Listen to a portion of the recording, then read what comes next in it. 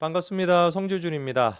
이번에 사상 초유로 윤석열 전 대통령과 김건희 여사 두 사람이 전부 다 구속이 됐죠. 당연히 사상 초유일 수밖에 없습니다. 대한민국 헌정 사상 영부인이 구속이 되는 케이스가 처음 있다 보니까 부부가 전부 다 구속이 되는 것은 이번이 처음이었죠. 언론들은 그래서 이거를 놓고서 화무시비롱이라고 하는 얘기를 많이 쓰더라고요. 아무리 아름다운 꽃이라고 해도 붉은 꽃이라고 할지라도 시비는 못 간다라고 하는 뭐 유명한 얘기 아니겠습니까? 저는 근데 진짜 지금의 이재명 정부가 전 정부를 상대로 해가지고 보여주고 있는 이런 극악무도한 모습, 특히나 이제 그 본인에 대한 정치적인 부담감 그리고 또 어떤 허점들 이런 것들을 전 정권 전체 다를 악마화시키고 그리고 이제 적폐청산이라고 하는 이름으로 몰아가지고 사람들의 관심을 이재명의 어떤 문제점보다도 윤석열이 이렇게나 잘못했네 김건희가 이렇게나 잘못했네라고 하는 분노로 덮으려고 하는 이 진짜 더러운 수작이 결국에는 이재명한테도 고스란히 돌아갈 거라고 저는 봅니다. 아무리 그래도 그렇지 특검도 너무 오버하는 게 많고요. 지금 뭐 너무 신나가지고 막 오버하는 것 같은데 결국에는 자기들한테 다 돌아가게 될 겁니다. 아무리 계엄이 잘못됐고 탄핵을 했어야 된다라고 할지라도 지금 보여주고 있는 모습은 제가 보기에 정치 보복으로밖에 보이지 않습니다. 이런 차원에서 오늘 제가 좀 얘기를 해보고자 하는 것은 이재명 정부의 지금 지지도 같은 경우는 지난주에 비해 가지고 상당히 많이 떨어졌습니다. 리얼미터 같은 경우도 7% 가까이나 떨어졌고 한국갤럽 같은 경우는 6% 가까이나 떨어졌거든요. 그거에 대한 이제 시발점이 됐던 것이 다른 게 아니라 조국과 윤미향 뭐 그리고 또 뭐 정경심 그다음에 최강호 정말 뭐 어떤 애다도 뭐 진짜 뭐라고 할까요? 패급인 이런 애들을 갖다가 한꺼번에 그냥 다 이렇게 사면을 시키다 보니까 그 여파가 지금 이제 여론조사로 나타나고 있는 것이죠.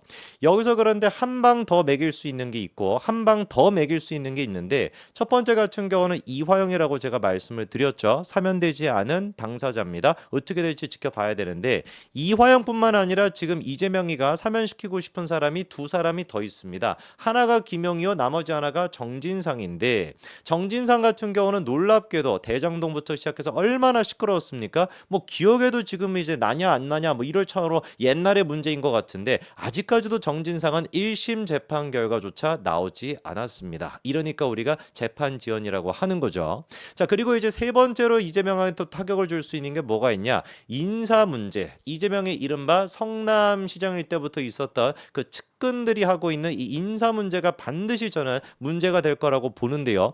요 두 가지를 종합해 가지고 오늘 제가 말씀드리고자 하는 것은 이재명 주변의 그림자 실세 정진상과 그다음에 김현지 두 사람의 일종의 계파 갈등, 계파 싸움에 대한 이야기를 좀 말씀드리고자 합니다. 둘 다 그림자에 있고 둘 다 최측근이라고 불리는 사람인데 어떤 식으로 이게 싸움이 진행이 되고 있는지 그리고 승자가 누군지도 좀 봐야 되겠죠. 이번에 중앙일보가 이런 기사를 냈더라고요. 이재명의 사람들 20라고 해가지고 이재명 옆에 가고 싶어도 못 간다. 넘버원 최측근 정진상 근황이다라고 해가지고 정진상의 이런 사진도 공개가 됐는데 이재명이가 지금 이제 낯짝을 좀 보니까 경기도 지사였었던 그 시절인 것 같아요. 흰머리하고 저렇게 막 까불지 않았습니까? 저 모습은 근데 정진상의 모습은 저는 개인적으로 좀 처음 보기는 합니다. 그런데 이제 그 중앙일보 보도를 봐도 정진상의 근황이라고 해놨는데 근황이 없더라고요. 뭐 하자는 건지 모르겠어. 일단 근황이라고 써놓긴 했는데 근황이 뭔지는 나오지 않고 뭐 재판받고 있다라는 건데 누가 모릅니까? 우리가 이제 그 관심이 있는 것은 진짜 근황이 뭔지 이건데 그거를 제가 좀 말씀을 드리겠습니다. 우선 이재명이 대통령이 되고 난 뒤에 겉보기에 그리고 또 내적으로도 지금 이제 앞서가고 있는 사람은 정진상이 아니라 김현지입니다. 자 그러다 보니까 언론들도 많이 주목을 했었고요. 실제로 이제 총무비서관이 됨에 따라서 사진 하나 제대로 공개가 된 적이 없어도 김현지의 모습이 처음으로 공개가 됐었습니다. 한마디로 얘기해서 만사현통 김현지다. 모든 것들이 다 누구를 통해야 된다라는 거에 김현지를 통해야 된다라는 거죠. 그게 잘 보여줬던 것이 이번에 강선우 케이스다라고 말씀드리지 않았습니까? 강선우를 사실상 추천을 했던 것도 김현지고 강선우에 대해 가지고 사실상 이게 사퇴를 했던 것도 김현지다. 이런 얘기가 파다했고 관련돼서 한겨레 뭐 조중동이 아닙니다. 한겨레가 이런 식으로 단독 기사까지도 냈었습니다. 이거는 어마어마하게 심각한 문제죠. 왜? 체계를 벗어난 거거든요. 총무 지금 뭐였습니까? 아까 전에 저 여자 직책이 총무 비서관이라고 한다면 하는 일이 뭐예요? 예산을 갖다가 담당하고 예산을 갖다가 쓰는 게 총무 비서관의 역할입니다. 인사 문제는 사실상 물론 이제 밑에 한 몇 급 한 3, 4급 정도에 할 수 있다라고 할지라도 장차관급을 갖다가 총무 비서관이 이거를 인선하는 경우는 없거든요. 그리고 엄연히 시스템이라고 하는 게 있는데 원래 이 인사는 누가 담당해야 되는 겁니까? 비서실장인 강훈식이가 담당을 해야 되는 게 맞죠. 그리고 강훈식이가 무슨 어중이 떠중이가 아니거든요. 강훈식이 누굽니까? 이재명에 마찬가지로 최측근입니다. 지지난 대선 때도 선대위 비서실장을 맡았던 사람이 이춘석, 상황실장 강훈식 이렇게 이제 갔었던 거거든요. 그런데 이거를 갖다가 지금 비서실장이 엄연히 있는데 강훈식이가 하는 게 아니라 누가 했다? 김현지가 했다라고 한다면 엄청나게 심각한 문제인 것이고, 그래서 김순덕 논설위원도 뭐라고 지적을 했었습니까? 이거를 김현지가 했다면 보통 의미가 아니다. 실장에 강훈식의 보고를 받고 이재명이 말이 별로 없었다라는 거예요. 왜? 사실상 이미 강선우가 저런 식으로 사퇴한다라고 하는 것을 김현지를 통해서 다 알고 있었으니까 강훈식이 와가지고 사퇴 의사를 밝힌다라고 합니다라는 얘기를 들었을 때 그래 너 이제 알았냐? 나 알고 있었는데 이런 식의 약간 무던덤한 반응이었다라는 거죠. 이거는 거꾸로 얘기를 해본다면은 김현지라고 하는 사람의 지금 위치가 누구보다 높다라는 거예요. 강훈식이보다 높다라는 겁니다. 강훈식 입장에서는 굉장히 아마 기분이 나빴을 거예요. 이재명한테 보고하러 가서 내가 비서실장으로 처음 알려야 되는 것인데 이미 이재명은 다 알고 있어. 김현지 때문에. 이게 그러니까 무슨 개판도 이런 개판이 다 있겠습니까? 그리고 지난번에 기억나시죠? 국민주권정부 고위공직자 워크숍. 이름도 깁니다. 짜증나게. 저기에서 이제 김민석 총리부터 시작해가지고 장차관급, 실장급, 대통령 비서관급 280명이나 모여있는 어마어마한 자리였는데 저 자리에서 공식적으로 이재명이가 딱 뭐라고 얘기했었어요? 김현지 보좌관이 과거에 어떤 정책을 갖다가 잘 해가지고 해낸 게 있었다라고 특급 칭찬을 갖다가 그때 김현지한테 했었거든요. 근데 저 시점을 생각해 본다면 이미 언론들이 다 누구에 대해서 주목하고 있던 시기입니까? 김현지에 대해서 관심을 갖고 있던 시기였어요. 이재명이 그걸 모르겠습니까? 보고를 안 받았겠습니까? 그리고 불만이 있다라는 걸 몰랐겠습니까? 알겠죠. 그럼에도 불구하고 장차관급부터 다 모여있는 자리에서 왜 김현지라고 하는 이름을 콕 집어가지고 칭찬을 했을까요? 이유는 간단한 겁니다. 김현지 건드리지 말라는 거지. 강훈식이가 불만이 있거나 누가 불만이 있거나 상관없고 김현재는 내 최측근이니까 절대로 건드리지 말라라고 하는 이름으로 대놓고 저렇게 이름을 언급하는 거 아니겠습니까? 그리고 김현재와 마찬가지로 이번에 인사를 담당했다라는 사람으로 지금 지목되고 있는 사람이 바로 김용채라고 하는 사람입니다. 이 사람도 인사 지금 이제 비서관인데 이 지금 김용채 같은 경우는 문제가 베일에 쌓여 있는 정도가 아니라 대통령실이 아예 그냥 사진까지도 공개를 거부하고 있습니다. 김현지조차도 사진을 지금 공개하고 있는데 김용채 같은 경우는 사진도 공개하고 있지 않거든요.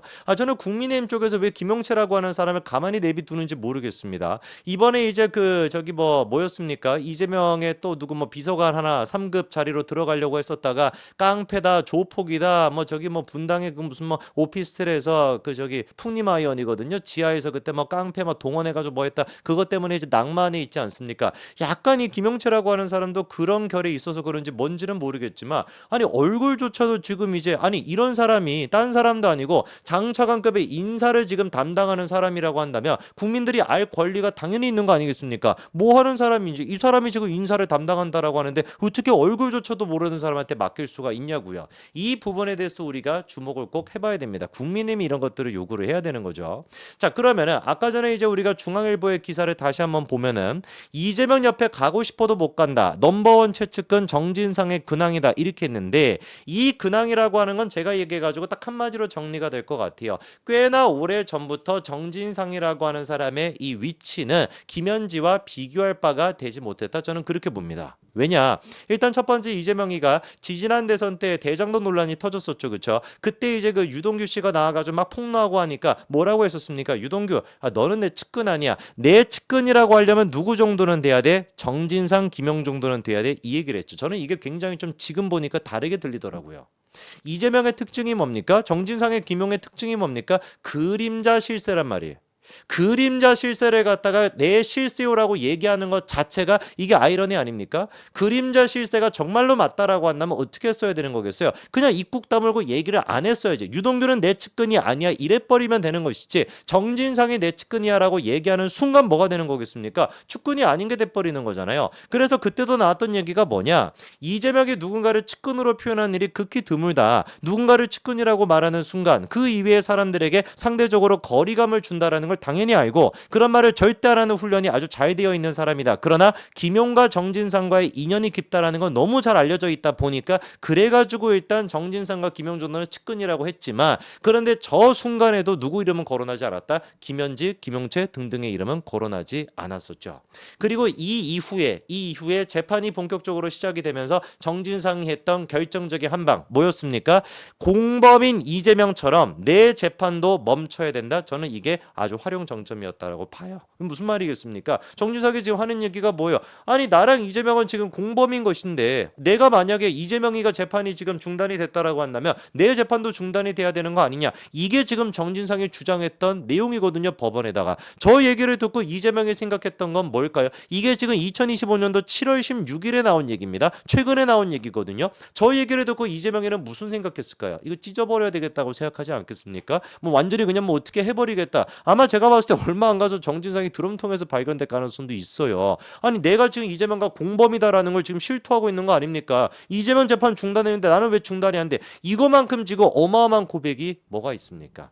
이미 저는 그래가지고 이재명한테 최측근이라고 할 수 있는 사람은 김현지밖에 남아있지 않다. 정진상과 김용 같은 경우도 본인들의 사면이 언제 될지 이거 앞날이 캄캄한 상태이고 결국에는 지살길을 찾을 수밖에 없고 그게 이번 7월 달에 나온 재판에서 정진상의 발언을 통해서 우리가 알 수 있다라고 봅니다. 어떻게 될지 우리는 한번 지켜보자고요. 여기까지 말씀드리겠습니다. 감사합니다.